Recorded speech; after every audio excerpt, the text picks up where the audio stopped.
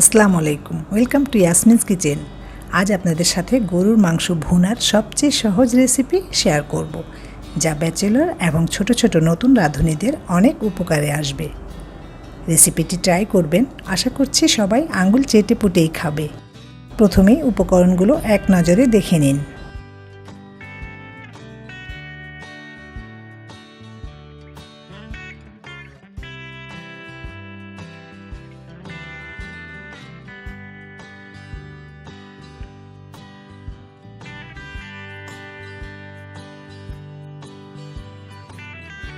এখানে আমি 1 কেজি গরু মাংস কেটে ধুয়ে পানি ঝরিয়ে নিয়েছি এবং যে পাত্রে রান্না করব সরাসরি সেই পাত্রে নিয়েছি। আমি হাড় এবং হালকা চর্বি সহ মাংস নিয়েছি।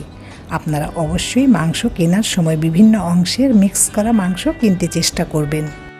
প্রথমে মোটা মোটা টুকরো করে কাটা পেঁয়াজ দিয়ে দিচ্ছি 1.5 কাপ।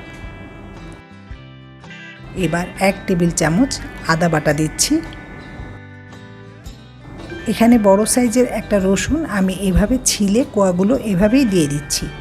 আপনারা বাটা রসুন দিলে 1 টেবিল চামচ দিয়ে দিবেন, তবে রসুন এভাবে দিলে গলে মিশে যাবে এবং তাজা রসুনের কারণে ফ্লেভার ভালো আসবে। এখানে কিছু গুঁড়া মশলা নিয়েছি। 1 টেবিল চামচ মরিচ গুঁড়া, 1 টেবিল চামচ ধনিয়া গুঁড়া এবং আধা টেবিল চামচ হলুদ গুঁড়া। সব কিছু এই মেজারিং চামচ দিয়ে এভাবে সমান করে মেপে নিয়েছি এবং 1 টেবিল চামচ লবণ। এবার সব কিছু দিয়ে দিচ্ছি, তবে মরিচ এবং লবণ আপনাদের টেস্ট অনুযায়ী দিতে পারেন। সয়াবিন তেল দিয়ে দিচ্ছি আধা কাপ। যারা গরম মশলার গুঁড়া ইউজ করতে চাচ্ছেন না বা হাতের কাছে নেই, তারা অবশ্যই এই পরিমাণে দারচিনি, এলাচ, গোলমরিচ, লবঙ্গ এভাবেই দিয়ে দিবেন এবং জিরার গুঁড়া 1 চা চামচ এই পর্যায়ে অথবা রান্নার শেষে দিয়ে দিবেন। কিন্তু আমি রান্নার শেষে গরম মশলার গুঁড়া ইউজ করব, কারণ মাংসে আস্ত গরম মশলা খাবারের সময় মুখে আসে, তাই আমার বাসায় কেউ পছন্দ করে না। এবার পানি দিয়ে দিচ্ছি 3 কাপের মতো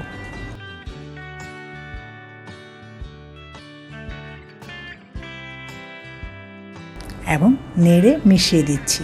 এই পানি দেওয়াতে মাংস খুব সহজে সিদ্ধ হবে, নিচ দিয়ে পোড়া লাগবে না এবং সারাক্ষণ পাশে দাঁড়িয়েও থাকতে হবে না। তবে বেশি পরিমাণ মাংস রান্না করলে পানি দেওয়ার প্রয়োজন নাই। বিসমিল্লাহ, চুলাটা জ্বালিয়ে দিলাম এবং অপেক্ষা করব ফুটে ওঠা পর্যন্ত। এই যে কয়েক মিনিট পরেই মাংস ফুটে উঠেছে, একটু নেড়ে দিচ্ছি।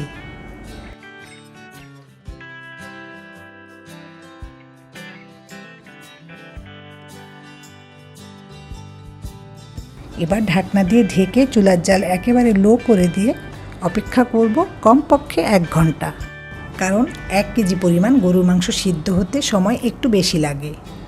1 ঘন্টা থেকে 1.5 ঘন্টা পর্যন্ত সময় লাগতে পারে। ঢাকনা খুলে 1 ঘন্টা পরের অবস্থা আপনাদেরকে একটু দেখিয়ে দিচ্ছি।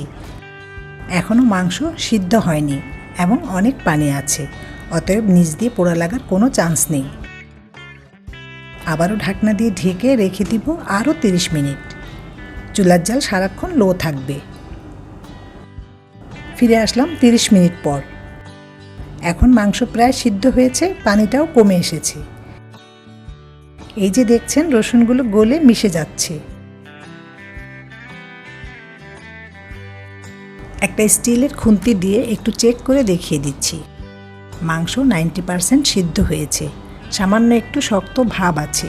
ঠিক এই পর্যায়ে চুলার জাল বাড়িয়ে মাংস কষিয়ে নেব, কারণ রান্নার শুরুতে আমি মাংস কষিয়ে নেইনি এবং পানিটাও একেবারে শুকিয়ে ফেলব। এবং মাংস অবশ্যই সামান্য শক্ত থাকতেই কষাতে হবে, যাতে মাংস খুলে না যায়। 5 মিনিট পর পানি শুকিয়ে গেছে এবং মাংস কষানো হয়ে গেছে। আপনারা চাইলে এভাবে কষানো মাংস খেতে পারেন, কিন্তু আমি একটু গ্রেভি করার জন্য পানি দিয়ে দিচ্ছি। এই গ্রেভি দিয়ে রুটি, পরোটা, ভাত খেতে ভালো লাগে। 2 কাপের মতো পানি দিয়েছি। কড়াইয়ের চারপাশ ভালোভাবে নেড়ে পরিষ্কার করে দিচ্ছি।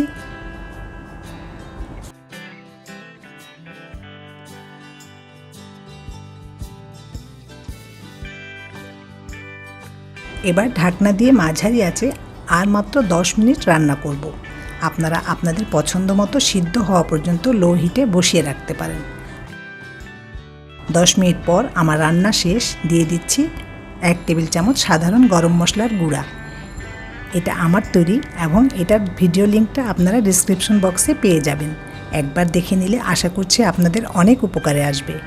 বাসায় তৈরি এই গরম মশলা ব্যবহার করাতে এই মাংসের স্বাদ অনেক বেড়ে যাবে। এই পর্যায়ে আপনারা অবশ্যই লবণ টেস্ট করে অ্যাডজাস্ট করে নেবেন।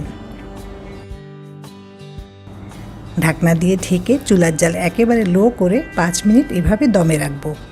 এতে গরম মশলার ফ্লেভার মাংসের সাথে ভালোভাবে মিশে যাবে। 5 মিনিট পর মাংসের ফাইনাল লুক দেখিয়ে দিচ্ছি।